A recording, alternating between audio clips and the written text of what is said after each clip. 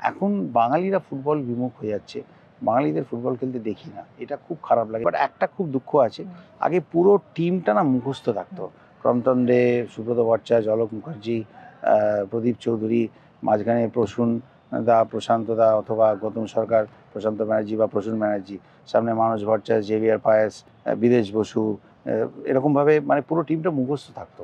এখন বাঙালিরা ফুটবল বিমুখ হয়ে যাচ্ছে, বাঙালিদের ফুটবল খেলতে দেখি না, এটা খুব খারাপ লাগে। মানে মোহনবাগান পুরো টিমটা দারুণ, সব খেলছে এখন। আপনার ইয়েতে তো নাম্বার ওয়ানেই রয়েছে, কিন্তু ওই একটা টিম, মোহনবাগান টিমের মধ্যে এত বিদেশি, যে একটা দুটোই বাঙালি, এটা একটু ভীষণভাবে খারাপ লাগে। আমার মনে হয় বাঙালির বোঝা উচিত যে ফুটবলে ক্রিকেটের থেকেও বেশি পয়সা আছে। তারা যদি এক্সেল করতে পারে, মিডিওক্রিটিটা ক্রস করে, যদি আগে যেরকম মানে চুনি গোস্বামী সম্বন্ধে আমরা শুনি যে উনি ইন্টারন্যাশনাল ইউরোপে ফুটবল খেলতে পারতেন, এতটাই ওনার স্কিল ছিল। কৃষাণু দে, প্রশান্ত ব্যানার্জি, এরা সব চুনি পিকে কিরম সব প্লেয়ার ছিল।